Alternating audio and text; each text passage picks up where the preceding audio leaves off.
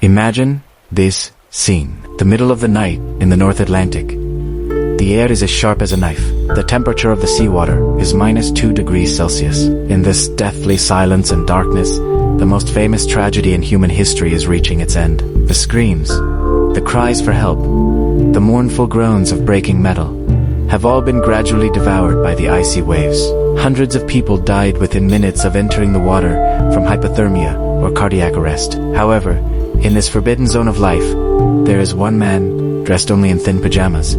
He paddles leisurely in the water, like a ghost, as if taking a stroll in his own backyard pool. He has no life jacket, no wooden plank, nothing to hold on to.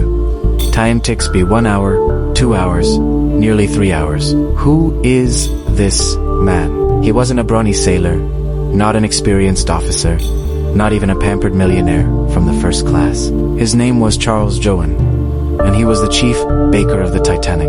And his secret to survival sounds as absurd as a drunkard's dream.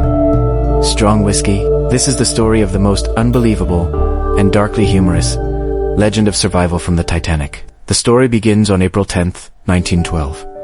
On that day, the great ship hailed as unsinkable, the RMS Titanic, set sail from Southampton, England. On board was a gathering of the world's top wealth and glory. And powering it all, besides the massive steam engines, was a huge support team. Charles Joen was an important part of this team. At 32 years old, he was the head of the ship's 13 bakers, earning a handsome salary of £12 a month, which was more than half a year's income for an ordinary worker at the time. He was passionate about his work. His kitchen was spotless, and the aroma of his freshly baked bread was a warm, comforting presence in his floating palace. The first few days of the voyage were calm and uneventful. Joen and his team prepared exquisite meals for over 2,000 passengers and crew members every day. Perhaps he had leaned against the deck railing, smoking his pipe, gazing at the boundless ocean, and dreaming of the warm reunion with his wife and children after this maiden voyage. He, like everyone else on the ship, believed this journey would be a proud footnote in the story of their lives. No one knew that death itself was laying a white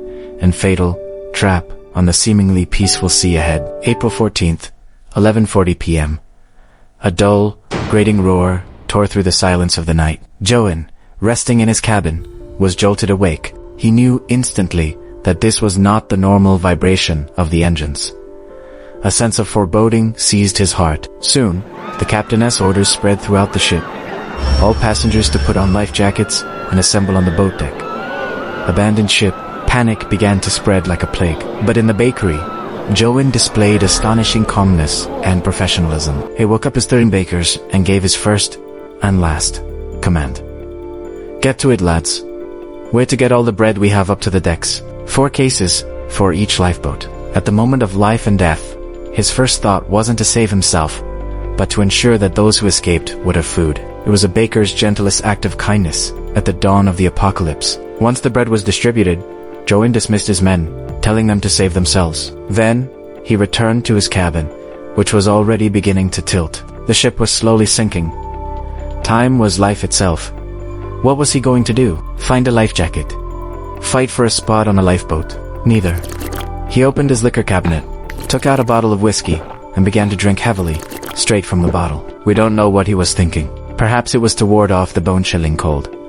Perhaps it was to give himself courage. Or perhaps he simply wanted to say goodbye to the world in the most familiar way he knew. The alcohol coursed through his veins, and a wave of warmth temporarily numbed his fear. He was prepared to die. But the script of fate was not yet finished. After finishing his drink, Joen did not stay in his cabin to wait for death. The alcohol seemed to have ignited something in his blood. He returned to the chaotic scene on a deck. He saw Lifeboat 10 being loaded, but many female passengers were too terrified to jump from the high deck into the boat below. The crew's desperate pleas were useless. Joen wasted no time on words. He charged forward, grabbed the hesitant women and children as if they were sacks of flour, and one by one threw them into the lifeboat. His actions were rough, but incredibly effective. In the most direct way possible, he saved a dozen lives. After all this, he refused a spot on the lifeboat for himself. He left it for those who needed it more. As the ship's tilt grew more severe, anything that could be thrown overboard was. Joen joined in, heaving deck chairs over the side, one after another, hoping to provide some flotation for those in the water. He was like a tireless warrior, fighting to the very last moment on this sinking steel beast. To 20 a.m., the Titanic let out its final, agonizing groan. The massive hull, with a horrifying shriek of tearing metal, broke in two. The stern section rose vertically into the air like a black mountain, and then, resolutely, plunged into the abyss. Charles Joen was there, standing at the highest point of the stern. He didn't slide and fall in a panic like in the movies, nor was he sucked down by a powerful vortex. According to his later testimony, he simply held on to the railing, and as the stern sank beneath him, it felt like riding an elevator. As the icy water rose past his ankles to his waist, he gently stepped off and swam into the ocean. The whole process, he said, was so calm that his head didn't even get wet. What followed was nothing short of a miracle. Water at -2 degrees Celsius is lethal. In these conditions, the average person can survive for 15 to 20 minutes at most. But Charles Joen defied all known principles of physiology. He felt cold, but not painfully so. The alcohol seemed to have insulated him from the deadliest chill. He didn't panic, didn't cramp up. He just mechanically treaded water, keeping himself afloat. Time lost all meaning. He saw countless people around him die screaming, saw the lights of life extinguish one by one, and he, like an outsider, just floated quietly. At dawn, as the sky began to lighten, he finally spotted a blurry shape in the distance. It was an overturned lifeboat, with a few dozen survivors clinging to it. The instinct to survive drove him to use his last ounce of strength to swim towards it. The boat was already full. They couldn't pull him up. But luckily, a cook on the boat recognized him. Good God, it's Charlie. With the help of his companions, Joen grabbed onto the side of the boat. His body, half in the water and half out, continued to wait. Another hour passed before the rescue ship, the Carpathia, finally arrived. When Charles Joen was pulled from the water, everyone was stunned. He had been in the freezing ocean for nearly 3 hours, yet apart from some swollen feet, he was physically unharmed. He could even walk to the ship's galley on his own.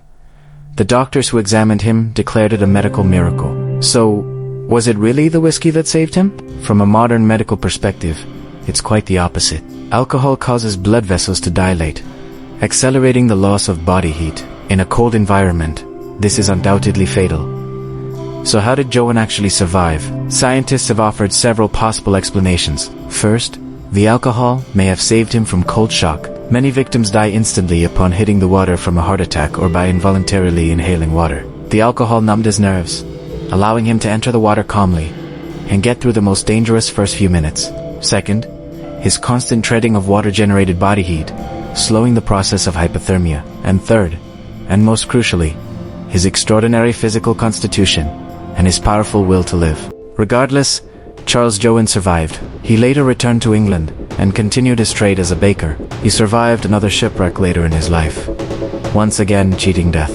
His life was a legend that could not be replicated. In the great tragedy of the Titanic, we remember the love of Jack and Rose, the steadfastness of the captain, the band that played until the very end. But we should also remember this name, Charles Joen. He was not a hero in the traditional sense. He was a bit of a maverick, eben reckless, but on that desperate night, he displayed the brilliance of humanity in his own way, loyalty to his duty, self-sacrifice for others, and that damned, unyielding will to live.